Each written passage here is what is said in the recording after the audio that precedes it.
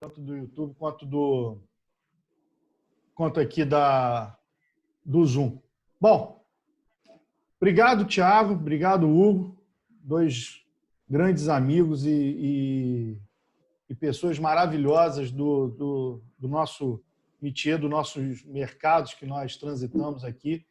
E a live do Na Real, quando eu criei isso, aí junto com o Mark, a gente criou esse modelo, foi exatamente para trazer um bate-papo, não um bate-papo técnico, um bate-papo que pudesse trazer informações que ficasse uma informação um pouco mais delicada e que as pessoas não tivessem muito acesso a esse tipo de informação. A nossa ideia foi exatamente, é um grande bate-papo, como se você estivesse dentro de uma sala onde você pudesse estar entendendo sobre um processo, sobre uma situação, sobre uma linha de atuação. E eu acho que, e eu como fiz projetos, né, junto com vocês, eu vejo o apoio marítimo como uma área de muita riqueza em situações que elas podem trazer para o profissional. Ou seja, você tem aí o comandante, você tem um comprador, você tem uma área de logística de pessoal. Hoje a gente estava falando num curso que a gente deu mais cedo sobre a parte da compra de um rancho, como que isso é complexo, como que você pode parar uma embarcação, como que você pode dar um downtime numa embarcação se você não tiver uma linha de atuação em cima de um assunto tão simples, às vezes, para as pessoas. E, assim, é uma área realmente que você trabalha 24, como o Thiago falou, 24/7. Você nunca para, porque é uma área tão orgânica que você não acaba não parando essa estrutura. Então, eu queria agradecer vocês dois aí pela presença e eu me sinto muito honrado nesse momento de trazer duas pessoas, dois gerentes gerais de uma empresa que ela é líder mundialmente e todos nós que fizemos projetos, que passamos por ela, a gente tem um orgulho imenso de falar isso. É uma empresa que ela trabalha literalmente com o que há de melhor. Então, o processo de uma empresa de ponta como a de vocês, ela é uma empresa que o próprio funcionário ele é remetido a todo momento a ser um excelente em tudo que ele faz. Isso e por um lado é muito estressante, mas por um outro lado o mercado encara isso como uma situação muito boa. Então, assim, Thiago e Hugo, queria agradecer e deixar aí as primeiras palavras aí com você. Fala aí, Thiagão, o que você pode falar aí para a gente sobre um modo geral, como que está acontecendo hoje o mercado, o que você vê desse mercado, o que você sente no mercado, porque existe muita dúvida na área naval, na área de óleo e gás, na área do apoio marítimo. Eu acho, particularmente, que não vai acontecer a crise que as pessoas estão imaginando. A gente está passando por momentos difíceis, mas eu não acredito em crise. Então, eu queria saber de você, e logo depois aí do Hugo, como é que vocês veem esse assunto e veem isso dentro de um âmbito mais comercial, um âmbito mais aberto aí do mercado de apoio marítimo. Alexandre, primeiro agradecer a oportunidade, né, de estar aqui com você, com a galera, com a equipe. Eu acho que a gente precisa mesmo trocar essa ideia. Eu acho que é importante, eu acho que é legal. Eu, assim, achei que seria um momento legal. Eu participei de algumas lives suas, duas, né? Uma eu fiquei escondido, na verdade, né? E na outra apareci bem ali, você com a rapaziada da faculdade, né? E via você dando ideia para o pessoal.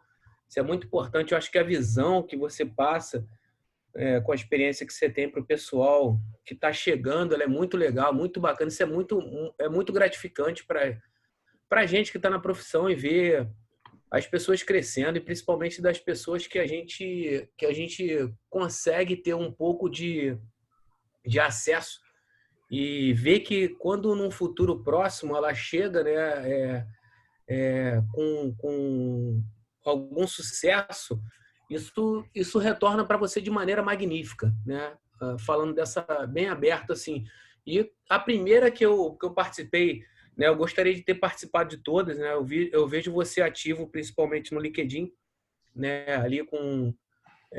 me desculpa até fugir o nome das pessoas, mas está sempre você com o outro rapaz, como é o nome do Mark Rumer. Garrincha ali?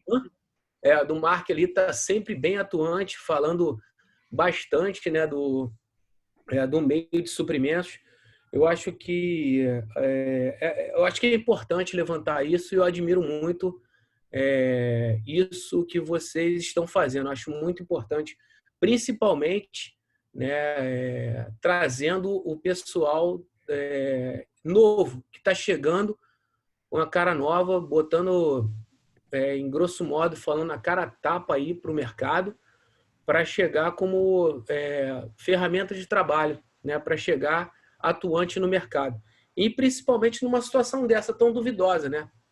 Porque a gente passa hoje por um período de pandemia. É chato falar, cara, isso está consumindo todo mundo, é terrível, de um ponto chega a ser exaustivo, né? Mas você vê o dia a dia cada vez politicamente, entra na parte racional, uma coisa que a gente, nós próprios ficamos embolados até mesmo para tomar certas atitudes e decisões num período tão conturbado como esse. E é um período que eu vou falar para você que a gente está aprendendo muito. Tá? A gente tá desenvolvendo técnicas e aprendizado com a pandemia que é extraordinário. Isso não posso negar sobre isso, né? Sem fugir muito do assunto, eu vou passar, né, aqui, ó, meu nome é Thiago Reis, eu não me apresentei, o Alexandre fez uma breve apresentação, mas meu nome é Thiago Reis, minha formação, eu sou engenheiro naval, tá? Eu nunca trabalhei como engenheiro naval, tá? Isso é um detalhe importante, eu acho que precisa ser dito para o pessoal me conhecer, mas eu comecei a carreira direto, né, numa empresa de offshore, na Bro Offshore, e lá eu estou até hoje. Né? Anteriormente eu tenho um background passei pela Colégio Naval, Escola Naval, trabalhei com meu pai, fiz Senai também, e aí eu parti para o curso de engenharia naval e me formei. Logo em seguida eu participei de um processo e fui contratado para trabalhar no meio offshore. E, cara, 12 anos atrás, vamos dizer assim, tudo novo, né? Sem saber, estava recém-formado, acabado de sair de uma classificadora. Eu trabalhava no RBNA, no Registro Brasileiro de Navios e Aeronaves, e é fato falar assim, porque eu gosto, como você está atuante bem com o pessoal das universidades, eu acho que é importante para a gente conseguir passar um pouco da visão disso, né? Para o pessoal ter um pouco de olhar para o futuro, né? Saber como a gente pode se imaginar um pouco mais à frente. E saindo de uma classificadora, descendo, entrando em tanque, saindo de tanque, e passar num processo seletivo para a empresa que hoje estou,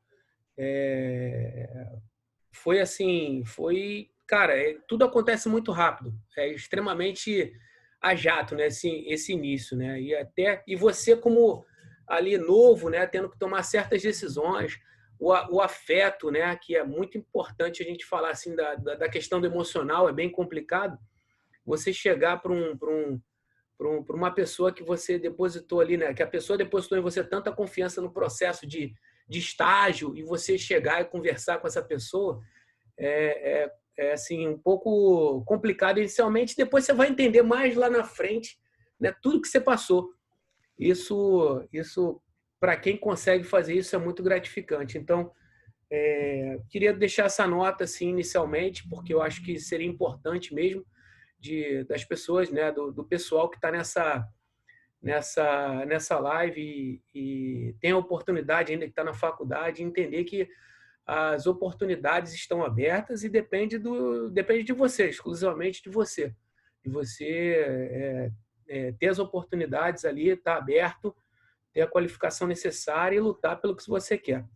E aí, eu acho que eu posso passar a palavra para o Hugo agora e depois a gente retornar um pouco mais com a visão nossa do que a gente está esperando aí para o futuro, um pouco mais, que eu acho que acho que seria assim plausível a gente poder começar assim, o Alexandre. Obrigado aí Legal, mais uma vez. legal.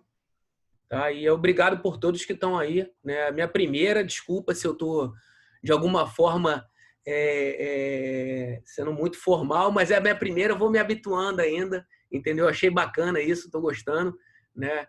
Esse sorriso branco aí, que, na verdade, ele é todo amarelo quando você está, né, de frente para você, mas muito obrigado aí pelo convite. Excelente, Thiago. Que história, que legal. Bem-vindo, bem-vindo. Vamos lá, Hugo. Beleza, boa noite, pessoal. Meu nome é Hugo Santos. Também queria agradecer, em primeiro lugar. Muito legal a oportunidade. Como eu falei antes, a gente estava falando um pouquinho antes, né, de começar. É muito legal sair um pouco do castelo. Né? A gente tende a, né, no dia a dia, ficar isolado. Né? Enfim, é tenso, né? A gente está no dia a dia, sabe? E acaba cometendo a falha de não se abrir para o mercado, para novas ideias, novas formas. E aí você fica ali isolado. Então, eu agradeço, primeiramente, por conta disso. Me dá a oportunidade de sair do castelo e estar aqui trocando ideias, sendo confrontado de alguma forma e aprendendo com todos vocês. Tá? Isso é gratificante. Né? Então, meus agradecimentos aí ao Mark e ao Alexandre. Vamos lá. Antes de a minha formação, né, estudei na Marinha Mercante, eu fiz EFON, máquinas, né, então além de bacharel, né, eu exercia a função como oficial de máquinas, embarquei alguns anos e depois acabei vindo para a área onshore, na área de gestão, né, primeiramente, aí passei, né, a bordo, Noble do Brasil, Seadrill, bastante focado a bordo na área da perfuração.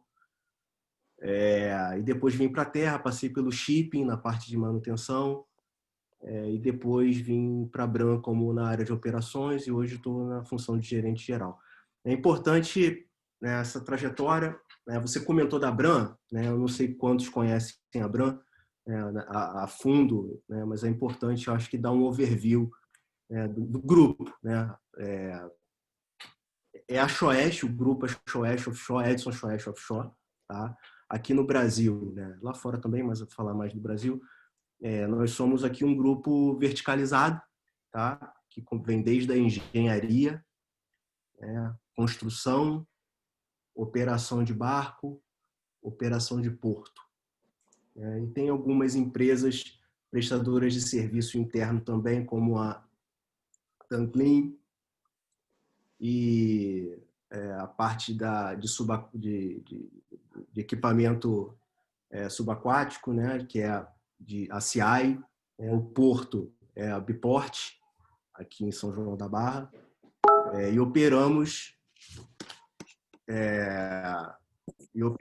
na costa do Brasil, lá no Nordeste, né, Aracaju, Macaé, Bacia de Campos, Bacia de Santos, né? Então atende todas essas operações, né? Divididos, né, em duas gerências gerais, né? Nós temos duas bases operacionais e uma base administrativa, né, que é no centro do Rio, e duas bases operacionais, onde o Thiago é gerente geral de uma e eu sou gerente geral aqui em São João da Barra, dentro do Biport, e o Thiago fica no Rio.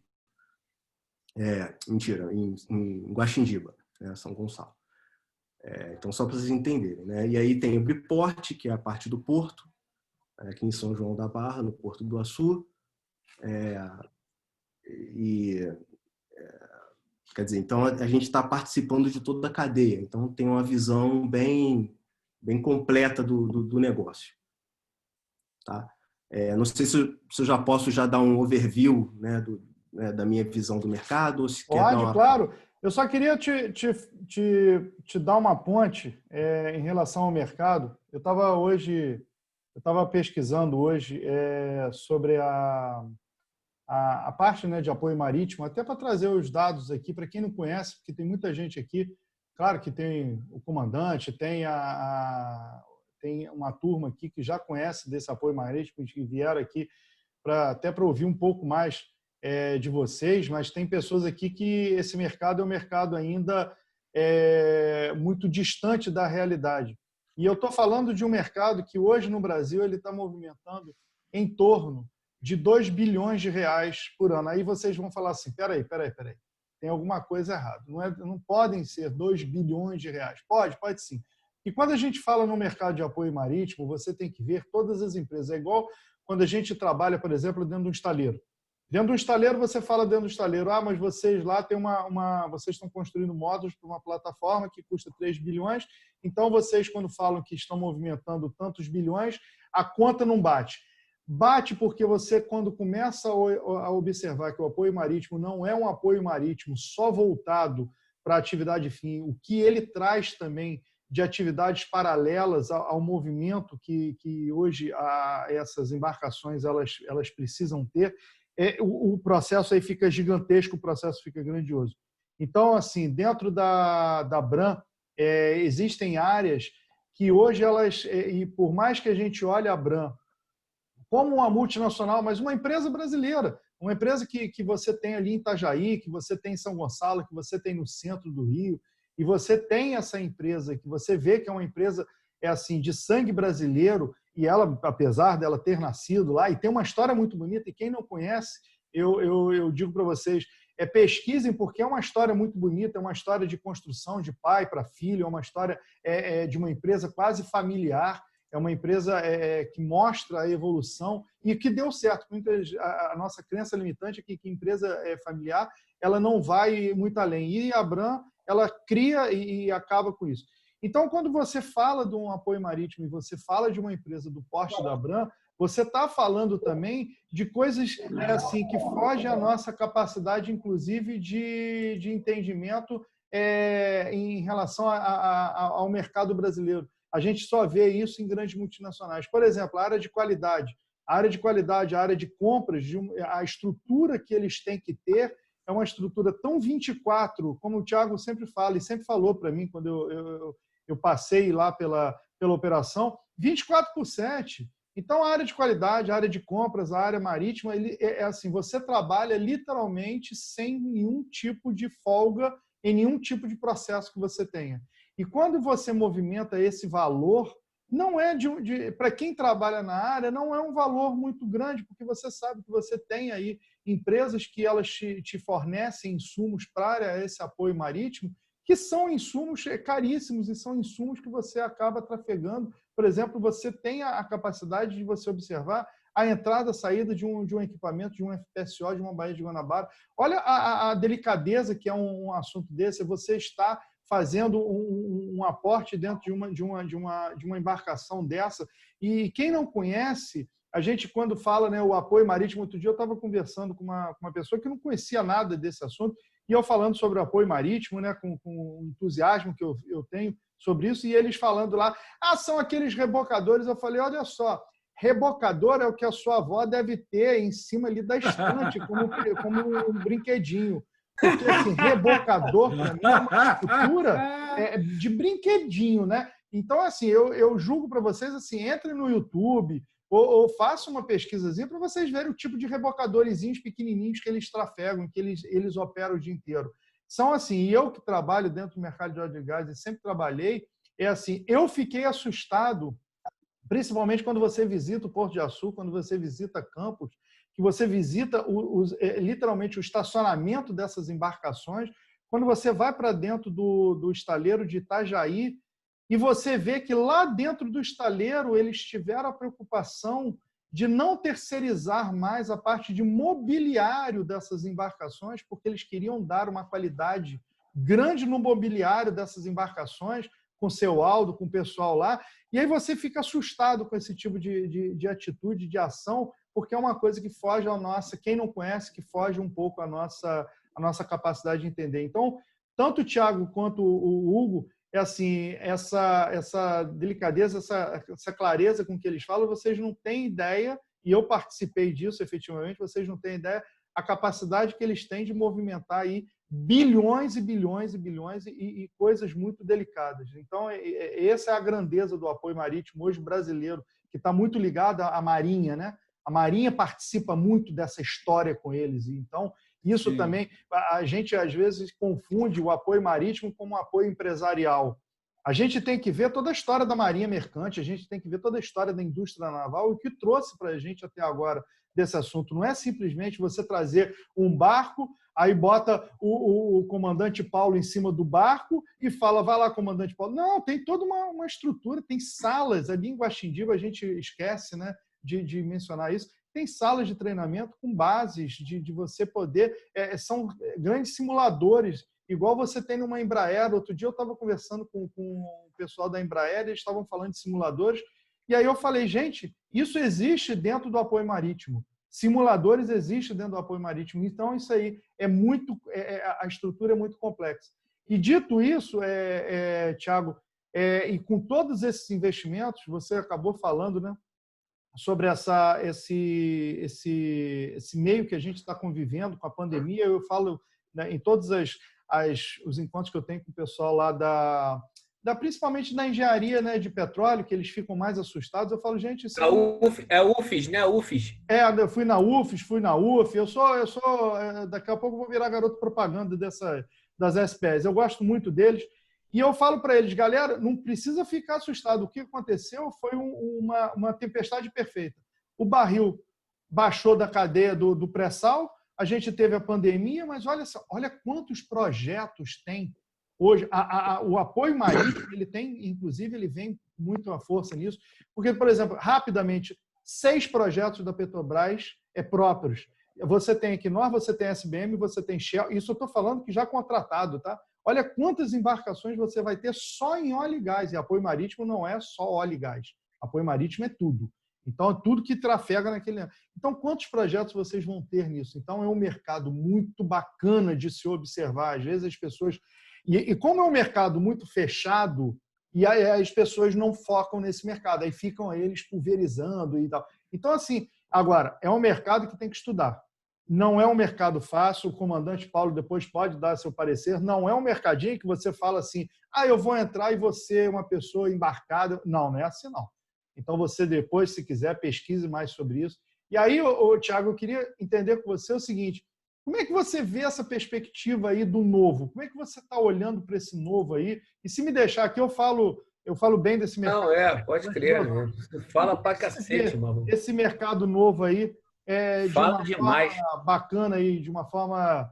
O que você pode dizer aí para uma galera, por exemplo, o que você pode dizer para o Estevam aí, que não conhece nada, a Natália, o Robson, a Márcia, a Jeane, que não conhece nada desse mercado? O que você pode dizer de novidade que vai vir por aí?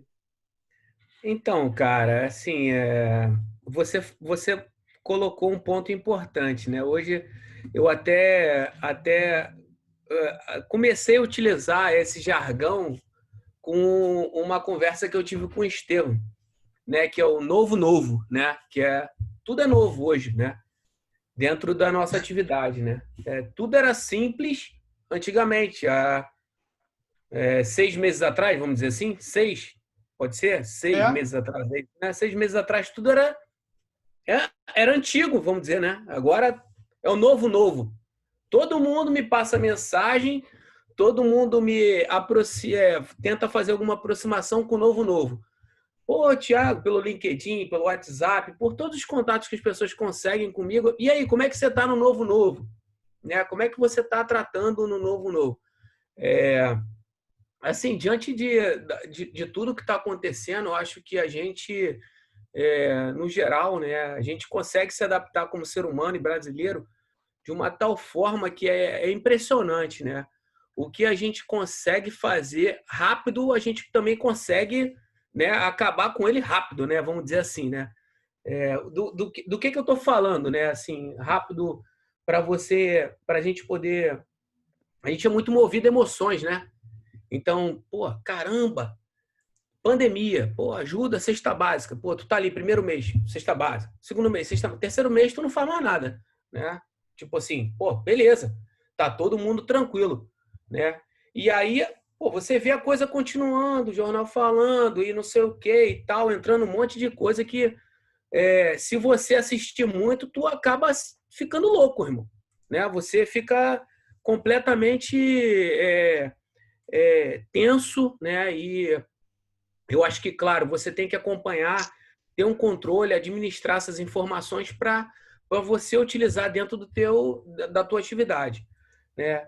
O que a gente pode falar um pouco mais do apoio marítimo relacionado a isso é que as empresas que estavam preparadas, que estão preparadas e que têm capacidade para se preparar de forma tipo de estopim rápido, da parte tecnológica, da informação, ela tirou uma vantagem, cara. Qualquer empresa, ela ganhou muito com isso, né? Tipo, os processos relacionados a, principalmente vou entrar na tua área que é suprimentos, né? Que é um processo que é o supply chain, na verdade, né? A cadeia de suprimentos, ela é muito importante e exige uma série de documentações e atendimento às legislações que são complexas, né? Vamos dizer assim, né? Para quem está de fora, quem não entende, acha que é simplesmente você comprar o material, você liga para o fornecedor, pô, cara, preciso do acoplamento tal. Pô, me entrega? Te entrego na hora tal. Pô, mas tu consegue entender o que está por trás disso, né? As pessoas conseguem entender o que está por trás disso. Foi teu filho aí do lado, Alexandre, que te deu um totó? Não, porra, Ou tá foi o vendo cachorro? água para mim. Continua Ah, falando, porra. entendi. Mas então, assim, as pessoas não têm, assim, um pouco, né, como você falou, pô, um rebocador, né? A pessoa não tem noção que está por trás disso, né? E a gente fica, assim, cara, é muita coisa, né? Em termos de do primeiro processo da solicitação do material ao atendimento até a chegada a bordo. Tem uma série de caminhos. E você, nesse novo, né, você precisa viabilizar esse processo. Você precisa ter a capacidade de gerir uma equipe para viabilizar esse processo dentro da cadeia de suprimentos. Não ache que simplesmente você colocando a ficha, né, o negócio vai chegar para você, né, diante da situação. Você está envolvido você tem estado e você tem municípios. A gente estava falando aqui no início, né? O estado do Rio de Janeiro pregava, né, de sair em diário oficial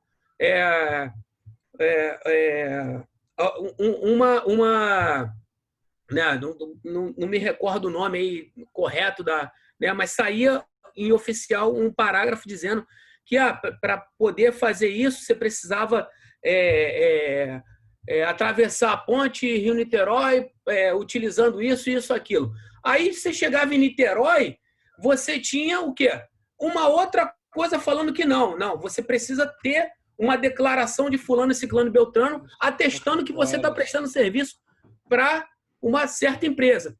Aí você chega em São Gonçalo, é outra coisa. Então, assim, para quem está ali na ponta da agulha, que é o cara que está operando o negócio, fala assim, pô, beleza, eu só preciso desse material aqui. Cara, você tem noção do que foi passado? Só aí foram 3 municípios, né? Eu estou falando do município do Rio de Janeiro, estou falando do município de Niterói e São Gonçalo, para eu conseguir chegar, né? E aí tem mais, né? Porque a gente está trabalhando como? Tem Macaé, você vai para o Nordeste, você vai para o Sul. Então, porque a área de atuação do apoio marítimo, ela percorre a costa toda. Então, isso eu acho que a gente poderia aqui se alongar ao ponto das pessoas entenderem simplesmente que não é só a solicitação em si da questão de um simples material, mas verificar que existe muita coisa por trás disso, né? Então, tem que dar esse viés para o pessoal da atual conjuntura que a gente está trabalhando, que isso tudo, ela envolve o quê? Todo barco, né, ele tem um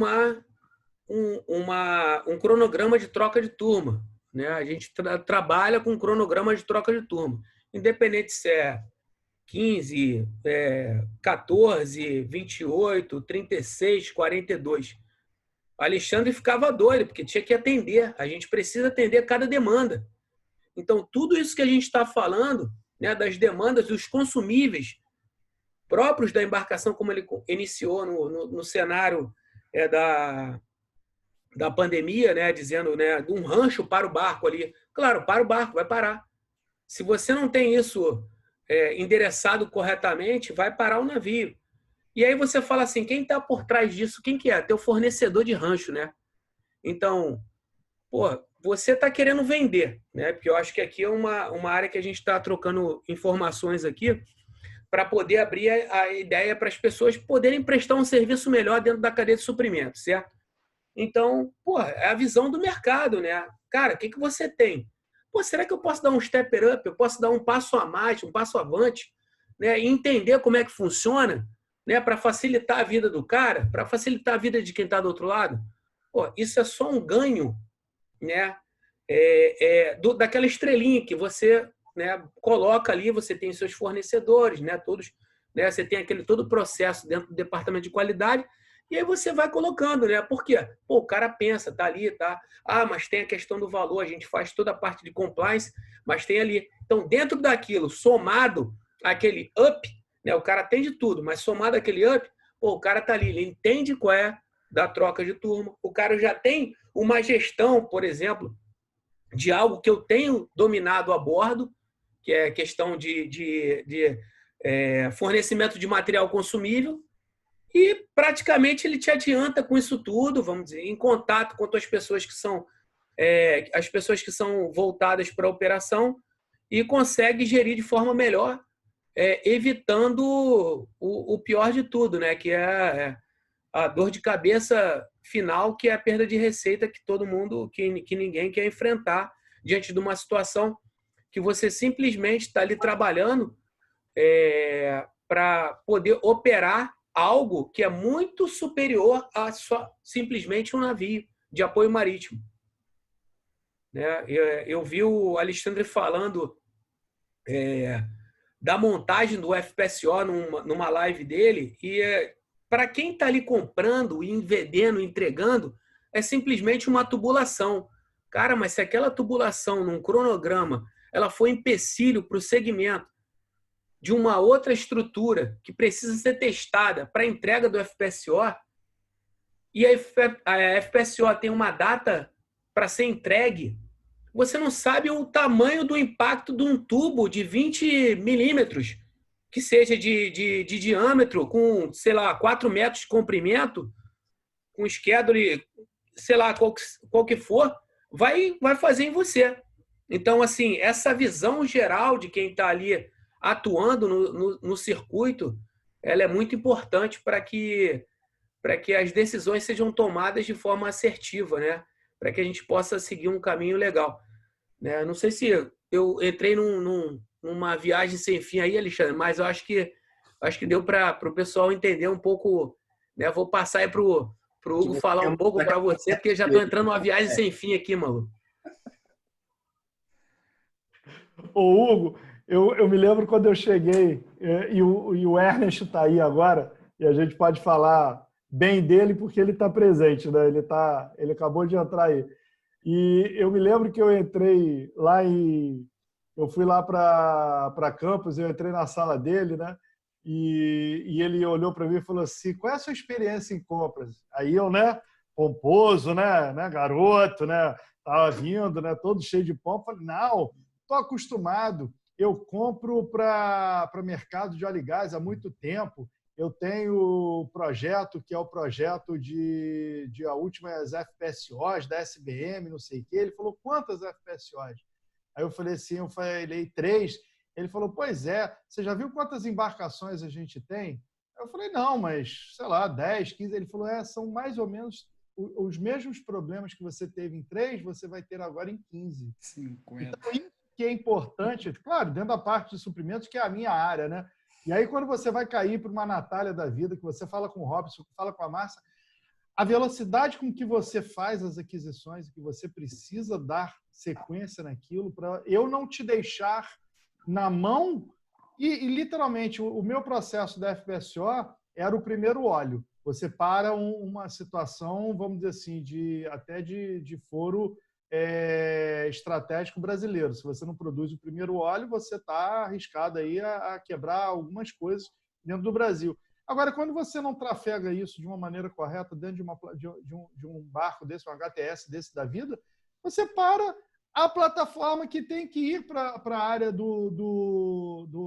da área dela de produção, porque sem aquele barco, sem o apoio marítimo, ela não vai para lá. Então, é isso que as pessoas têm que entender. A cadeia logística de um processo desse, quando o Thiago falou que você não compra um tubo, cara, não é o tubo que você tem que estar pensando em comprar, você tem que estar pensando que a sua plataforma não vai chegar se você for uma pessoa que não entenda a importância do apoio marítimo, não tem a importância da estratégia desse assunto, entendeu?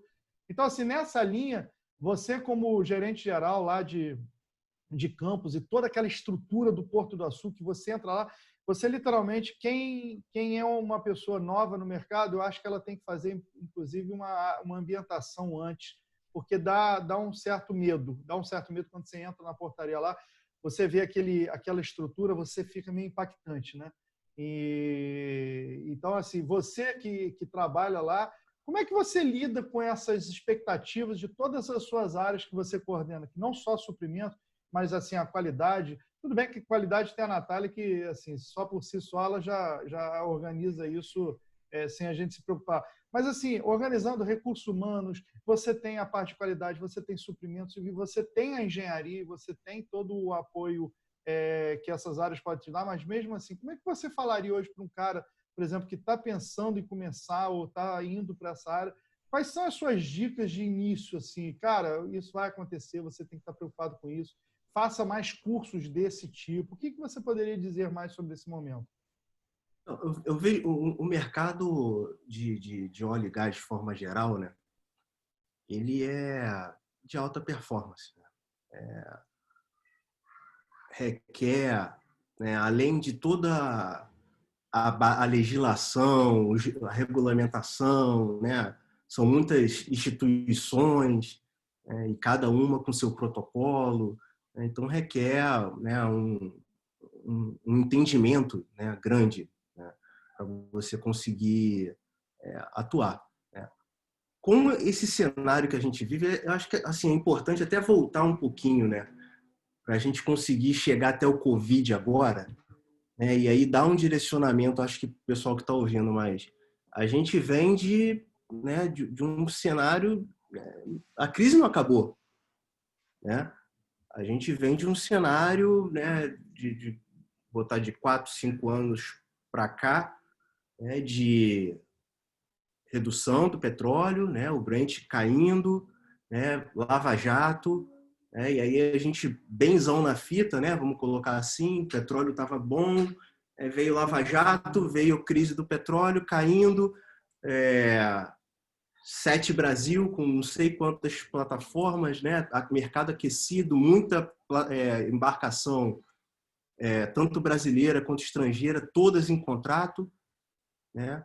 E aí começa o upstream, né, parar de investir, óbvio, né? Por conta das operadoras não tem porquê, né? Não tinha como, né? Alto custo, né? Para manter todo o cenário, né? E aí vem desemprego, né? E aí eu acho que é o primeiro ponto, né? A primeira crise, né? Eu vi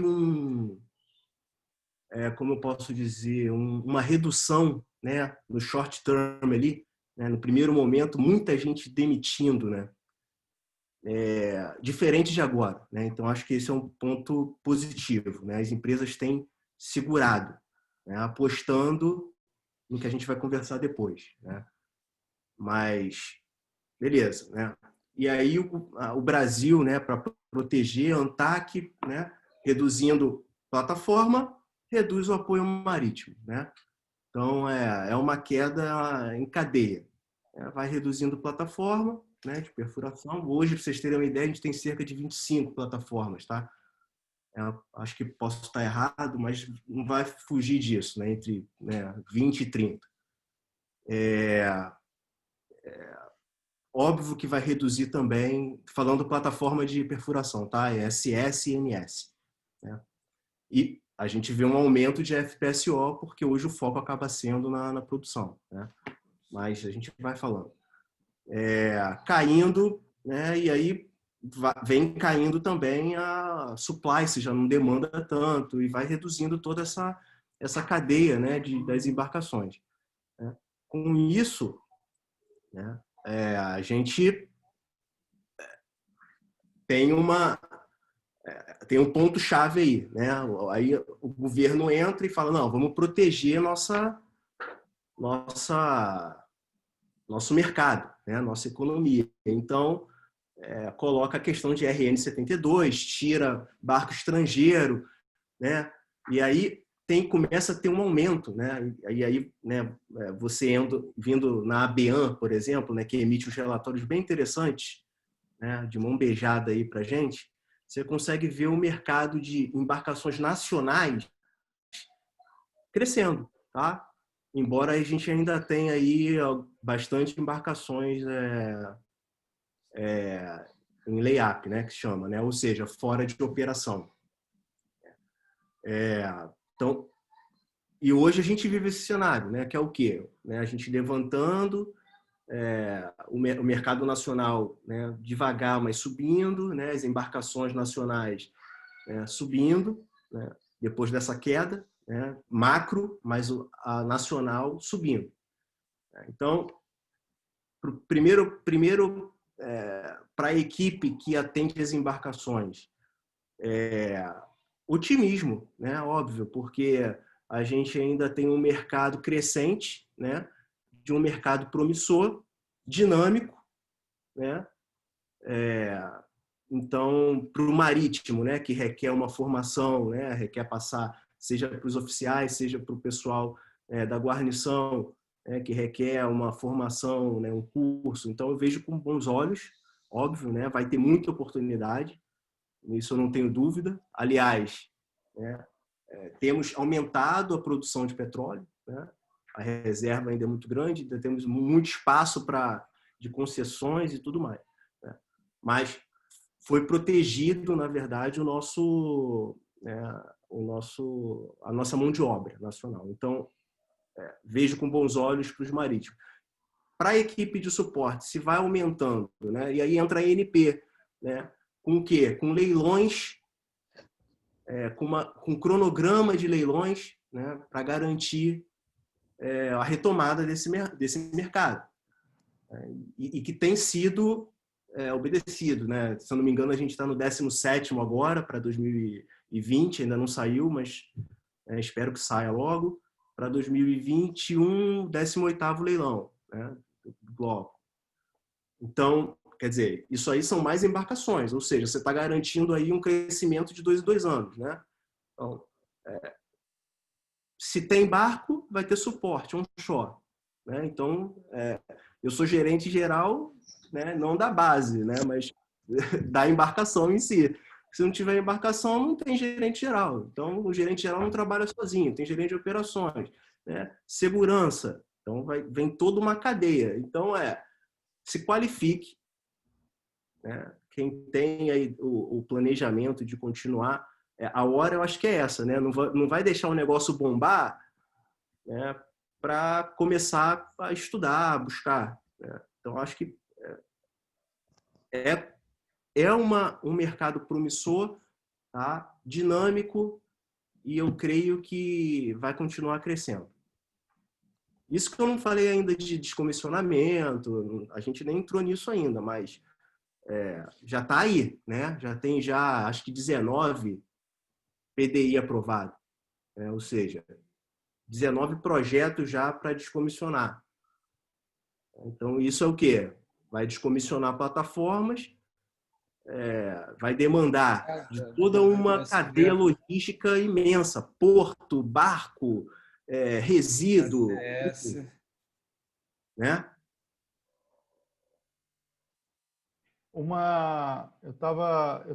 você estava falando aí da parte de descomissionamento. Hoje eu estava vendo uma entrevista com o pessoal da Firjan e tem uma área que as pessoas não estão dando muita importância, porque assim é aquele negócio do você focar no óbvio, né? E quando você foca no óbvio, você deixa a oportunidade passar. Por exemplo, os campos maduros. Quando você vê uma 3R, quando você vê uma empresa, o Recôncavo, você vê empresas que, estrategicamente, para as grandes empresas, não faz mais sentido, por exemplo, eles ficarem aportando e apostando em plataformas que dão tantos mil barris. Então, eles fizeram um corte, porque hoje você tem aí Campo de Búzios, entrando Campo de Búzios. Assim, as plataformas de 180 mil barris hoje já são 230, hoje já estão fazendo situações cada vez maiores de plataformas. Então, essas plataformas pequenas, né, de 50 mil barris, 100 mil, 150 mil barris, não fazem mais tanto sentido. E outras empresas, então, vêm buscando essas plataformas, outros governos, outras empresas particulares vêm buscando essas plataformas para eles fazerem a revitalização dos campos maduros. E olha os processos novos que esses campos maduros vão ter que ter e olha o outro mercado que esses campos maduros vão trazer de apoio marítimo também, que são plataformas mais costeiras, né? São plataformas mais perto. Esses campos maduros, né, que já estavam deplotando, né, em boa parte, ou seja, a produção já estava caindo, né, vai demandar aí para dois lados. Ou vai ser recuperação, ou vai ser o descomissionamento, né? Vai fazer o PDI lá, o PDI, para ver a economicidade do poço, ver se vale a pena ou não. Ou seja, mercado nos dois lados, né? Ou vai ser o aumento da produção, ou vai ser o descomissionamento, se for viável, né? Óbvio, né? Vai ter um estudo de viabilidade técnica, e aí vai ver se vale ou não, né? Se vale, é embarcação, né, para dar suporte para isso. Então, é mercado. Não é viável. Descomissionamento. Então, beleza. Então, vai ter que ter um projeto ambiental, vai ter que ter, enfim. Aí é um papo só para falar de descomissionamento, né? É bem mais complexo, né? Tem uma legislação já própria, 817 e tal. E você, Thiago, tem sempre aquela história, e agora no final da minha trajetória lá, final que eu digo, entregando uma trajetória acadêmica, que é o meu doutorado, eu ainda participo muito dessa vida de acadêmica, né, de modo geral, da engenharia.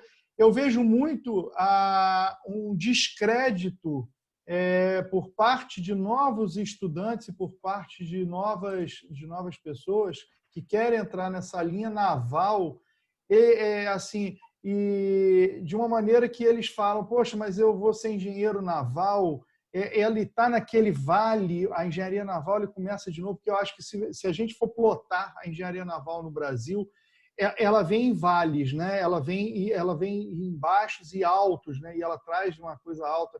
Então, assim, vocês dois que trafegam, e o comandante Paulo aí também se quiser dar uma participação, vocês que trafegam nesse movimento aí da engenharia naval, o que vocês podem falar hoje para aquelas pessoas que estão vindo com essa intenção de apostar nesse mercado da engenharia naval? Porque a gente sabe que engenharia de petróleo ela tinha que mudar de nome. Eu falo isso nas SPS, eles ficam malucos, eles ficam doidos, eles gostam, mas ao mesmo tempo eles ficam olhando para ver se não tem nenhum professor olhando. Eu falo, não é engenharia de petróleo, é engenharia de energia. Quando você fala de petróleo, você reduz, né? Eu falo isso, o Thiago acho que já teve em alguns bate-papos, que eu sempre falo isso. Eu falo, gente, não é engenharia de petróleo, é engenharia de energia. O petróleo é uma das tantas matrizes que você vai estudar ao longo da sua cadeia ali da engenharia. Então, assim, quando eu falo da engenharia naval, eu acho que está havendo um certo medo, um certo, assim, não muito crédito para isso. Vocês dois, como dois expoentes, como duas pessoas que assim, dão certo nessa área, o que vocês poderiam falar aí? Você, Hugo, começa aí. O que você poderia trazer para essa galera que quer trabalhar na engenharia naval? Vai lá, Thiago. Vai lá. Vou deixar com o Thiago. O Thiago está E só se ele falar o apelido que ele tinha na engenharia naval. Eu queria que se ele pudesse falar o apelido dele lá na... Não, acho que não é relevante para... Entendi. Acho que não é relevante aqui. Pode ser, não tem problema nenhum. Acho que a gente está aqui conversando, batendo um papo, né? Eu acho que não existe formalidade em termos de assunto. Eu acho que eu já fiz diversas vezes com a minha equipe. A gente botou mais de, sei lá, 15 pessoas dentro da minha equipe aqui conversando, trocando ideia, e isso que acontece. A gente vai trocando ideia. Só um momentinho que o Estevão falou que se você quiser, ele pode falar. Depois o Estevão fala o seu apelido. Tá, Estevão? Você entra eu gosto muito do Estevão, é uma pessoa que eu tenho um carinho muito grande, e assim, o Estevão, para mim, é uma pessoa que pode falar. Entendeu, Estevão? Mas continua, Tiagão. Cara, assim, continua o quê? Com o apelido ou com a parte da engenharia naval? Eu quero saber o que você acha desse mercado de engenharia naval. Então, cara, para falar isso, eu vou contar um pouquinho de uma história rápida para vocês entenderem como eu cheguei na engenharia naval, tá? Engenharia naval, né? Eu cheguei na engenharia naval no seguinte propósito, né?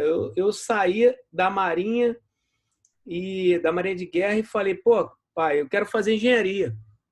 Meu pai tinha uma empresa de reparo naval na Ilha da Conceição, uma microempresa, vamos dizer assim, fazia reparos pequenos, né, na parte hidráulica e pneumática, que eu até hoje sou apaixonado, aprendi muito com meu pai, né, tenho muito carinho por isso, assim, tenho um reconhecimento muito grande por isso, né, tenho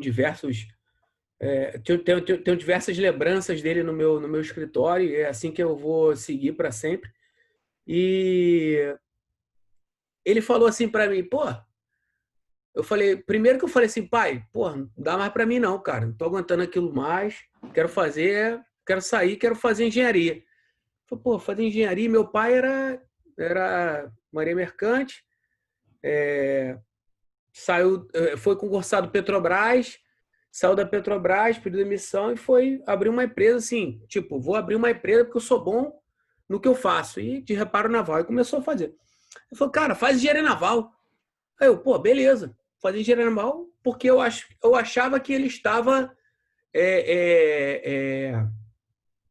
tendo uma visão de assumir a microempresa dele, né, fazer engenharia naval. Mas, na verdade, o que ele queria era que eu fizesse engenharia mecânica, que era ter mais a ver com o ofício que ele fazia, que era reparo de bombas hidráulicas, pneumáticas, sistemas, né, todos os sistemas de bordo, né, atendia na vida de todos os clientes, Petrobras, Aliança, tudo que era navio, a gente estava lá, meu pai estava dentro. E aí, quando eu comecei a fazer engenharia naval, comecei a conversar com ele, na verdade, aí ele falou, mas é isso? Eu falei, pai, é isso. Ele falou, mas e a parte de equipamento? Não, pai, eu tô aqui, para entender a parte do navio, construção de navio, por que o navio navega mais rápido, o que o senhor quer, se o senhor quer trafegar com o minério daqui para a China, o quão mais rápido eu consigo, quão mais econômico eu posso ser, o que eu posso fazer de tecnologia dentro do casco, para o casco ficar mais economicamente viável até eu chegar lá, fazer o estudo de viabilidade econômica do navio, né, no tempo de vida útil do navio, saber qual vai ser o preço do minério, calcular a diária do navio, né, no caso com preço do minério e tal. Aí eu falei assim, caraca, é isso mesmo? Eu falei, pai, é. Ele falou, tá bom. Aí, né, naquela época, graças a, né, não sei, foi sorte minha, né, vou falar assim, a concorrência da engenharia naval era baixíssima, né? Quando eu fiz o curso, foi em 2008/1 ou 2008/2. Não, 2008 eu me formei, desculpa. 2001/2 ou 2002/2. Eu tenho que olhar ali meus alfarrábios. E aí, baixinha, né? Beleza, tranquilo. Aí entrou o governo, né? O governo, não vou citar aqui, mas entrou o governo e tal, e, não, vamos incentivar a construção da indústria, a alavancar a indústria naval no Rio de Janeiro, no Brasil e tal. Cara, foi 2002/12, 2002/12, não sei. No outro ano, a engenharia naval era quase que era concorrência com medicina. Pum! Eu falei, ainda bem que eu entrei antes, né? Porque o negócio ali, eu saindo ali sem pé nem cabeça da escola naval, perdido, entrei ali, né, passei e fui para o UFRJ. E aí foi aquele ciclo maravilhoso, investimento completo, né, na parte da Universidade Federal, projetos, eu trabalhei em projetos de energia, como você falou, bem falou, não voltados para a engenharia naval, mas para a parte hidrodinâmica do navio, hidrodinâmica. Meu projeto final foi voltado para capacitação de energia para populações ribeirinhas, né? Fazer o molde perfeito de um captador, como se fosse um propulsor. E isso é baseado extremamente, né, na sazonalidade do mercado, no tipo de oferta que o governo, de incentivo que o governo dá, né? Então, assim, o que a engenharia faz é uma formação muito boa em caráter geral, né, em termos para o mercado completo. Mas a formação específica eu preciso para, cara, desenvolver projetos relacionados a navios. Eu construo um navio com a especificação que você me dá. Você quer fazer o quê? Né, eu pergunto, Alexandre, pô, você está afim de quê, cara? Qual é o teu projeto?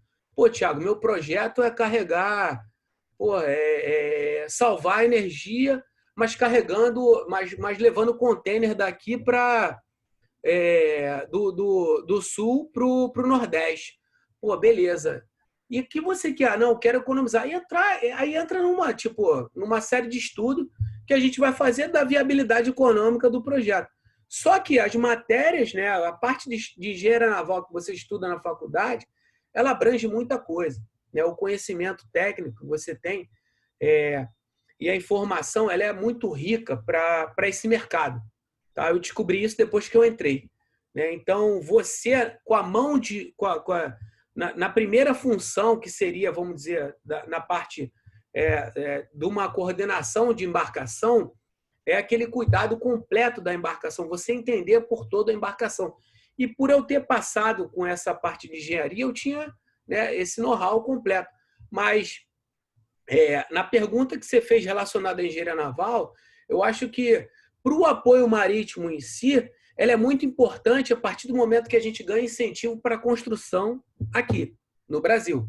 Isso, desenvolve uma cadeia completamente gigantesca. Desde a parte que é o teu foco, que é a parte de suprimentos, que é o supply chain, o desenvolvimento dos estaleiros, né, para construção, desenvolvimento de mão de obra, né, a qualificação do pessoal. E isso é um ciclo virtuoso, né? Se a gente tem, né, a parte do crescimento, né, da oportunidade, quero dizer, do pré-sal, do investimento das outras empresas trabalhando na parte do descomissionamento da Petrobras, né, com novas empresas chegando e a necessidade de embarcação trabalhando em conjunto com o que a gente tem de legislação da proteção do Brasil, isso é um conjunto perfeito para só dar certo. Só depende da gente poder trabalhar em conjunto, né, visando o desenvolvimento geral da nação em termos de pensando no positivo, né, em tudo para a gente chegar lá. Então, acho que com relação à engenharia naval, no propósito final, ela é importante, ela é muito importante para a formação de profissionais, para que a gente consiga fazer embarcações mais eficientes para a demanda do mercado. Então, quanto mais a gente tiver incentivo e mais pessoas envolvidas com a parte de engenharia naval, com o redor do mercado, estou dizendo isso para o apoio marítimo, que foi a função, foi o que a gente combinou aqui do propósito da conversa, do apoio marítimo, da continuidade desses eventos, isso é muito importante. E aí, como o Hugo falou, né, a gente tem o descomissionamento, sem falar dos outros braços, né, da navegação de longo curso, da cabotagem, que agora está em pauta, aí, todo mundo só falta fogos de artifício, que é a BR do Mar, está todo mundo falando agora, sei lá, acho que teve aí o dia inteiro live de BR do Mar, né, falando sobre a cabotagem, né, do Brasil. Então, isso, cara, para a gente, assim, eu acho que só tem a agregar, né? Eu acho que é muito importante o fator, né, de ter a engenharia naval ligado a isso. Eu acho que a gente ganha muito, né, no Brasil, principalmente com essa... Você foi puxar engenharia naval, eu puxo engenharia naval e marinha no Brasil pra caramba, porque eu amo isso. E eu acho que a gente tem muito a crescer em conjunto, né? Claro, com a marinha mercante, que a gente depende, a gente tem essa necessidade, claro, que é um conjunto, né? Um equilíbrio de forças para a gente desenvolver aí um mercado melhor para todo mundo. Eu estava sentado num restaurante com ele em Aracaju e a gente já estava para sair do restaurante, já tinha, né, as pessoas já estavam levantando. Eu fui puxar o tema da engenharia naval. Eu sei que o garçom ele trouxe a conta umas 3 vezes, porque ele não parava de falar sobre a engenharia naval. Era uma tristeza. O que eu escutei de história sobre a engenharia naval, eu sei tudo. Eu fiz uma pós-graduação da engenharia naval quando ele começou a falar e eu querendo ir embora. Eu comi umas 3 casquinhas de siri ainda para dar tempo dele falar. Isso que foi a engenharia errada, hein? E foi a engenharia errada. Coitado do pai dele. Hugo, eu me lembro que quando a gente tinha um projeto, e eu não sei o que você acha disso. Eu queria a sua visão pessoal e também como profissional, mas do mercado em si, e não tocando no que tange aí a Abram, se você quiser falar, mas de repente é uma coisa mais estratégica. Eu tenho visto muito essa pegada de sustentabilidade.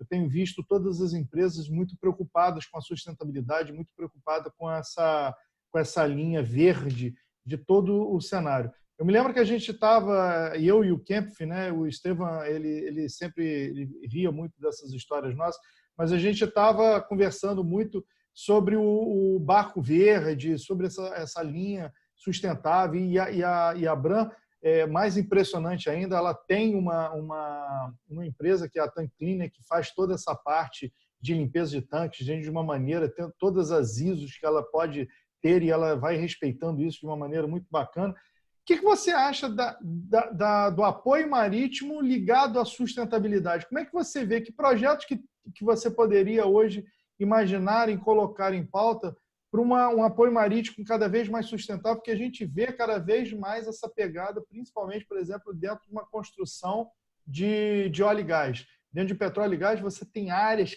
cada vez mais crescentes, e é uma obrigação hoje dos acionistas, dos stakeholders, se preocuparem com isso. E dentro do apoio marítimo, você vê isso crescendo ou isso está muito tímido ainda? Eu acho que está tímido. Brasil como um todo, tá? A gente vive, óbvio, mundialmente uma transição energética, tá? É fato. Países como Noruega, né? Enfim. Mas eu acho que é outra realidade, tá? Aí aqui já se fala em eólica offshore, né? Aqui a gente ainda está engateando em fase de regulação, de entendimento, né? É claro que para o apoio marítimo também tem oportunidade, né? Então, falando de eólica offshore, né? Que a gente ainda está na fase de onshore, né? Eólica onshore, né? Depois vai para águas rasas, depois vai para águas profundas, né? Então ainda tá bem no início, né? Mas isso acho que vai refletir de forma positiva também para o apoio marítimo, porque se você, eu imagino, né, você vai ter uma eólica offshore que substitui aí, sei lá, energiza aí 4 plataformas, né? Então já não vai requerer tanto diesel. Beleza, mas quem vai fazer a manutenção? Então já tem uma oportunidade para isso. Então, de qualquer forma, vai ter sempre oportunidade, né? Primeiro ponto.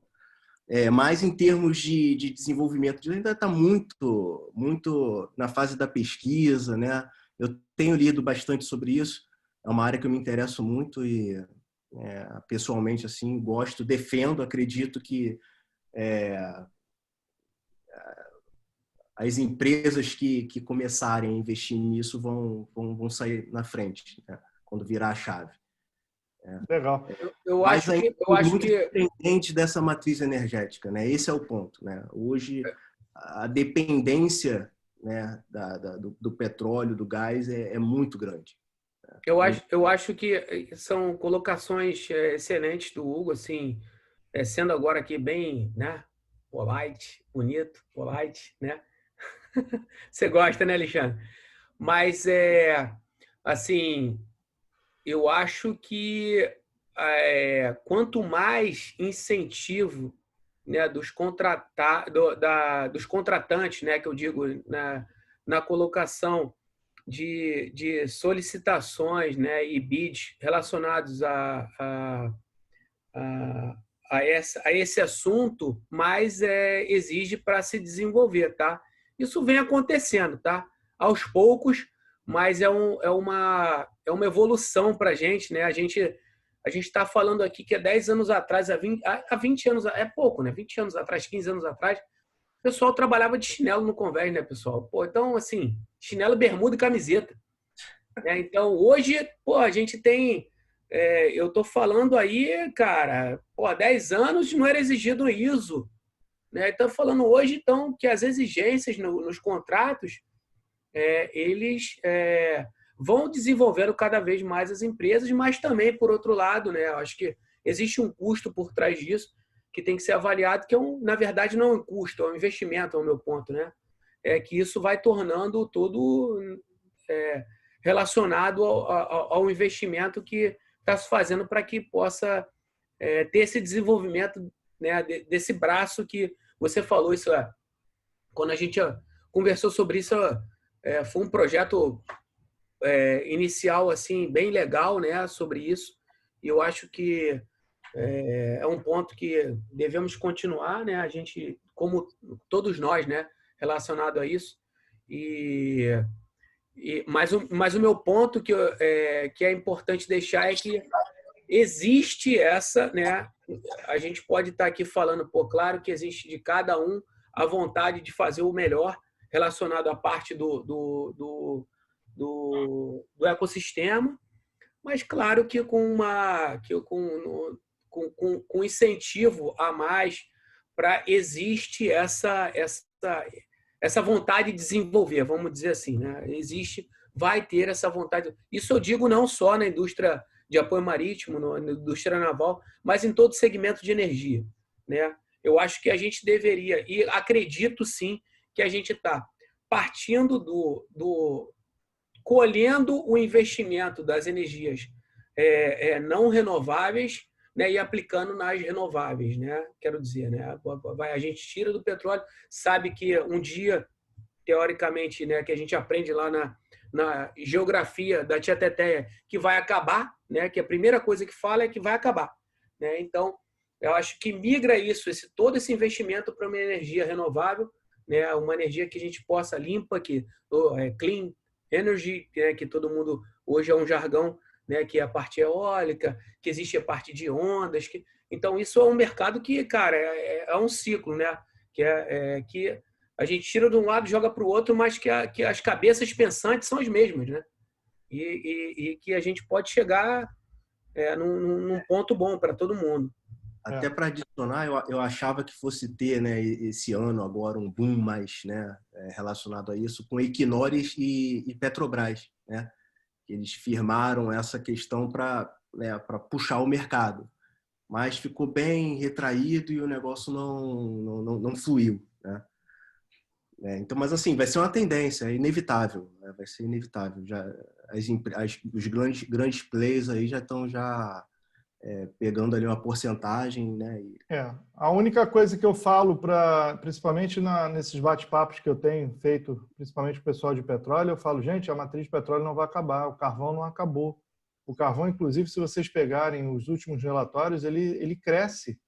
Ele cresceu, a China continua usando carvão pra caramba e assim, e aí o pessoal vem falando sobre, mas o carro elétrico vai entrar, tá bom, mas a bateria do carro elétrico vai continuar sendo fabricada com a base de petróleo. Então, assim, o asfalto vai continuar aí. Então, eu não vejo nas próximas gerações isso tá sendo... E aí tem isso que o Thiago falou e o Hugo falou, tem muito terrorismo eco-verde acontecendo por trás. Hoje você vê que quando o Thiago fala aqui do EPI, eu falo do gás.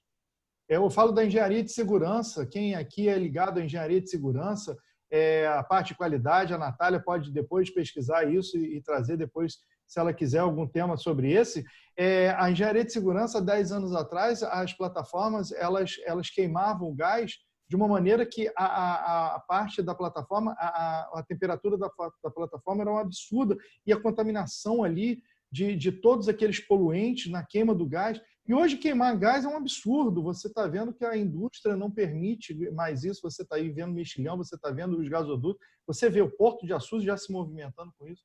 Então, tudo isso é mutante, tudo isso, mas a gente tem que acompanhar essa evolução. Eu acho que a Schwest, e a gente vê os vídeos, né, institucionais da Schwest lá na Antártica, você vê as embarcações que eles fazem exatamente para atuar nos campos um pouco mais finos e refinados. Isso é muito bacana quando a gente vê uma empresa que se preocupa com isso. Para a gente finalizar, se a gente quiser, a gente fica aqui. Assim, eu chegava e saía daqui a 2 dias, né? Porque era essa... Inclusive, eu tinha que forçar o Thiago a ir embora, porque a gente ficava ali num papo eterno, né? E principalmente quando eu falava da engenharia naval e ele ficava me contando aquelas histórias da faculdade dele que eram chatérrimas, mas eu tinha que ouvir, eu tinha que estar ali, coitado, né? Eu estava sozinho, então eu tinha que escutar. Então, assim, se a gente quiser, a gente fica aqui horas.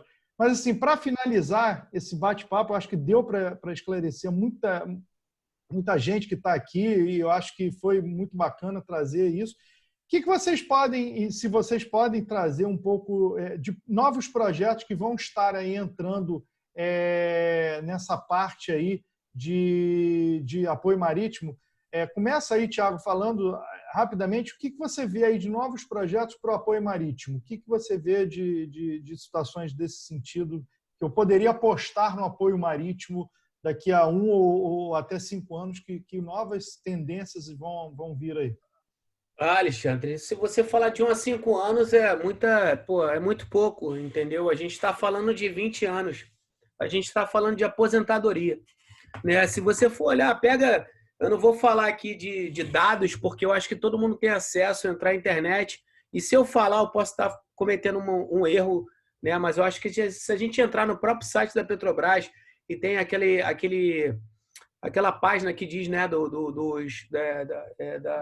do plano de investimento e tal, a gente tem coisa aí para 2040, 2030, a gente tem uma série de FPSOs, né, com projetos e licitações abertas para poder seguir. E isso, né, para o mercado no geral, a gente está falando, cada FPSO ela requer uma série de estrutura. Quando eu falo barco, fala transporte terrestre, transporte marítimo, fala de pessoal. É uma cadeia infinita que, se a gente for apontar aqui, como o Alexandre falou, a gente pode ficar aqui até amanhã conversando sobre isso. Tá? Agora, o futuro é bem promissor, né, diante do que a gente está vivendo agora. Né? Claro que teve um arroxo completo, porque é uma situação inesperada que ninguém sabia ou não sabe ainda como que isso vai se desenvolver. Cada dia a gente tem um pouco mais de relaxamento, né, diante da situação, do cenário que está hoje. Né? A gente consegue ver o mercado, consegue ver a rua que você anda, quando você trajeta, quando você vai no mercado, quando você tem que ir a algum lugar, você consegue ver que as pessoas cada vez mais estão abrindo, né, estão andando, estão voltando à normalidade. Eu até a última de todas aí, a demarcação diária na praia. Né? Então, quer dizer, as coisas estão voltando ao normal.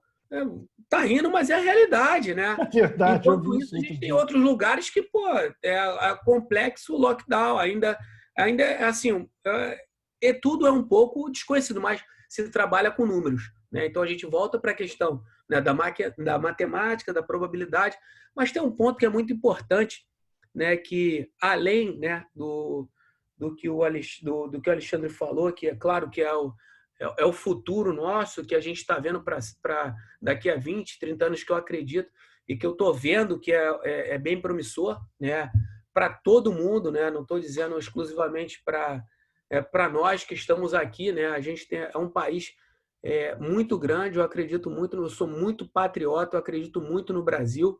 Né, eu carrego estigmas e mensagens e bordões patrióticos. Eu amo o país que eu vivo e acredito muito nessa nação.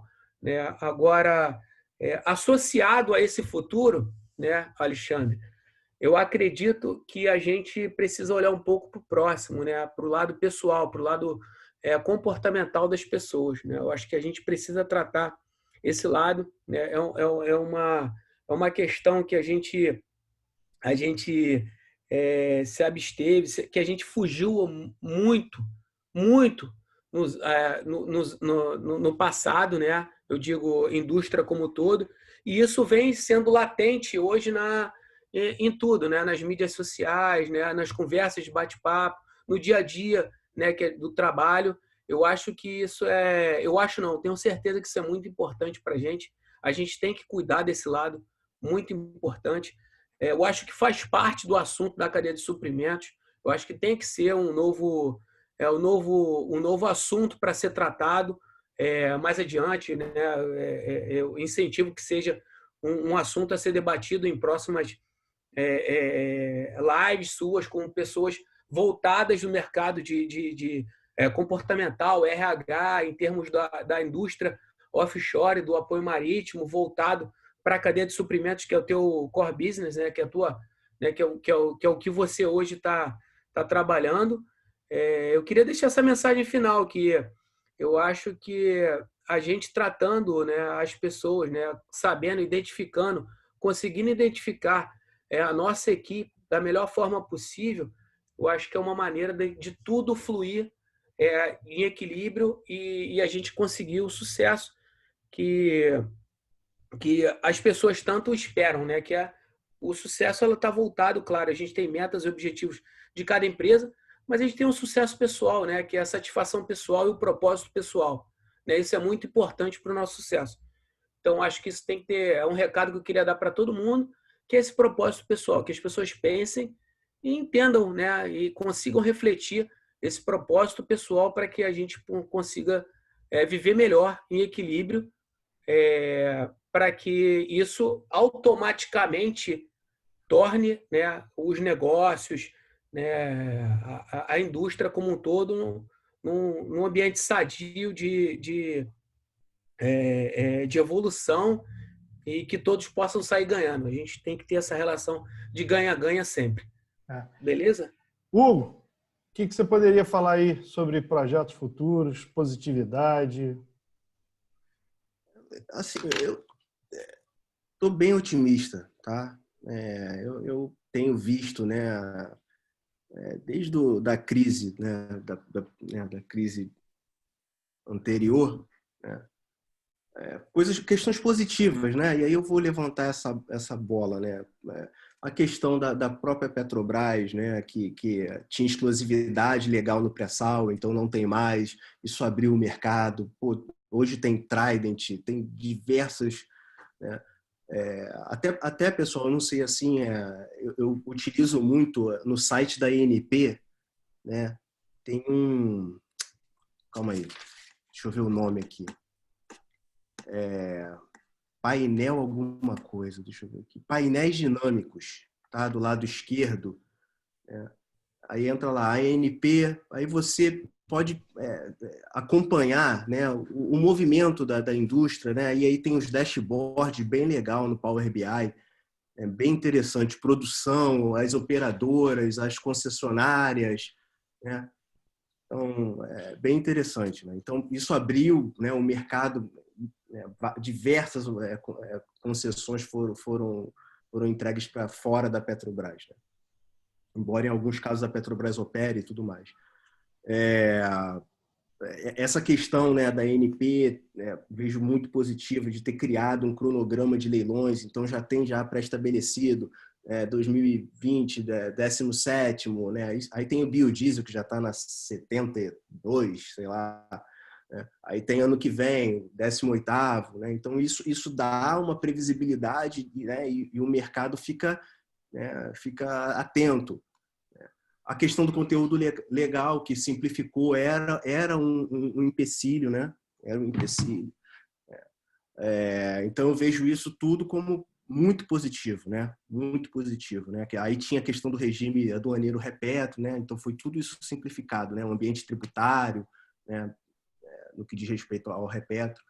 Então, isso são questões positivas que faz eu, né, que me faz olhar para um futuro promissor e dinâmico da indústria do óleo e gás. É claro, né, a gente vive ainda o Brent, né, que está meio lá, meio cá, então as empresas em paralelo estão tendo que ajustar seu OPEX, né, CAPEX, tudo mais, reduzindo, né, custo, né, mas que bom mantendo, né, a mão de obra na medida do possível. Hoje, né, Selic, né, a taxa de juros reduziu, então eu vejo também isso positivo. Uma coisa que é preocupante, né, nisso tudo, né, é a instabilidade política e institucional.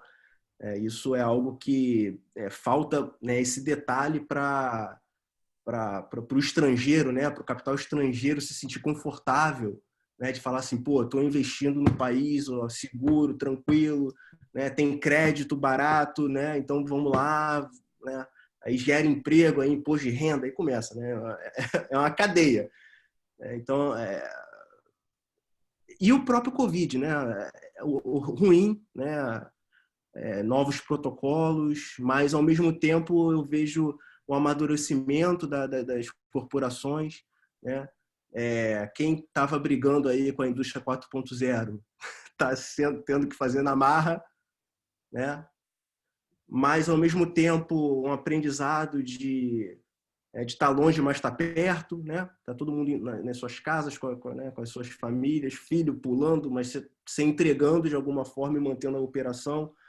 Então, eu vejo como algo positivo, né? Não o vírus em si, mas o aprendizado que tem feito nos processos e nas pessoas, né?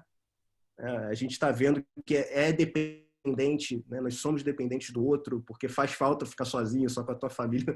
É legal, mas chega uma hora que você vai, eu quero falar com alguém de fora, né? Então, quer dizer, é um aprendizado único, né? E essa questão da transformação digital, né? Que aí né, essa indústria 4.0, né? Que está relacionado à desburocratização, aquele tanto de reunião que tinha, então será que cabe tanta reunião? Então esse novo que a gente ainda não sabe como é que vai ser, né? Em definitivo, mas que está migrando para algo mais simples, né? Um processo mais simplificado e eu acho que é isso, né? Então eu dei um overview aí geral bem rápido. Você está certíssimo. A digitalização do nosso processo tem que acontecer. Alexandre, deixa eu só fazer um comentário. Eu não perguntei que estava estendendo o horário, né? Porque o que trouxe de positivo é a sustentabilidade no geral, né? Porque a sustentabilidade tem o viés verde, né? O ambiental, mas também tem o comportamental, né? O sócio, né? E o econômico. Então isso o Thiago falou aí, né? Falou muito bem assim disso. O que nós estamos vivendo hoje é trazer, né? Esquecer um pouco. Não é que esquecer. Junto com o ambiental, trazer também o social e econômico, né? Uma vez que a importância das pessoas, né? O respeito perante as pessoas, o econômico, uma vez que você senta na mesa para negociar com o fornecedor, tendo a dor do outro lado, sabe? Equilibrando, né? Buscando uma convergência, né? Então isso é muito importante. E é assunto mesmo para uma outra live, Thiago. Isso aí daria uma outra live aí de sustentabilidade, né? Aí você pegaria os 3 pilares. E você falou que o setor está nesse rumo, né? Também tá vendo isso. Então é muito interessante essa mudança, né, de cultura. Estão de parabéns aí. Hugo, Thiago, quero agradecer a vocês, comandante Paulo e a todos aí, Marcinha, Natália, Robson, Estevam e Jeane, todo mundo aí, Wesley, Carlos, todo mundo que participou aí, Flavinha, Vanessa, todo mundo que participou, Aileen, todo mundo que participou aqui desse nosso bate-papo. Eu acho que todo mundo... Hã? Não, a Ivana, Carlos... Ivana, Carlos, o Ernest. Ernest está lá quietinho no canto dele. E tem outro comandante Shakiron também, tem um comandante aí que está... Comandante também.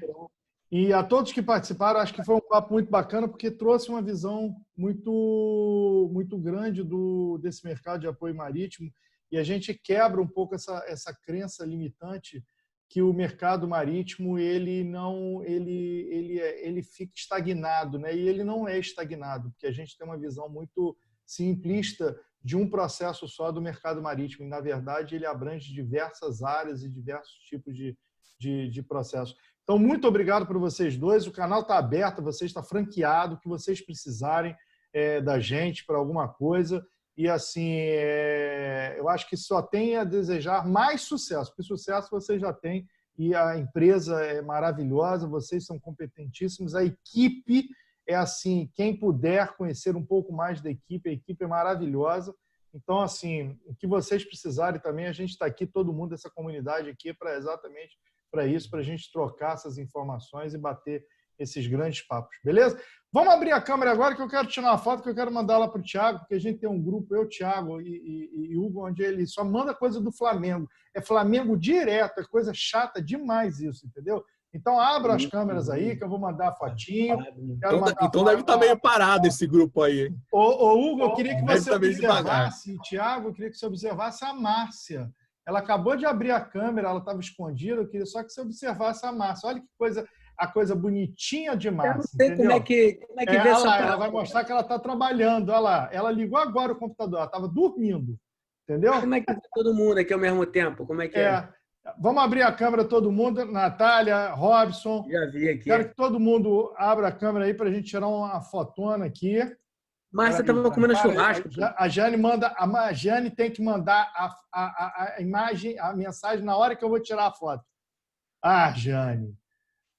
Então, aqui, ó, tirou a foto, beleza. Vamos pegar o celular aqui, tirar a fotão, porque tem duas telas. Por isso que a gente é bom nisso, porque a gente tem duas telas. Vamos lá.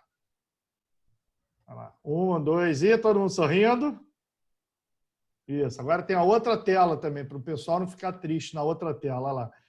Olha lá. Olha lá. Silvia com tudo fechado. Natália está em casa com o Robson e fecha. Robson, manda a Natália abrir a câmera. A Natália está cuidando do filho. Olha lá. Pronto. Maravilha.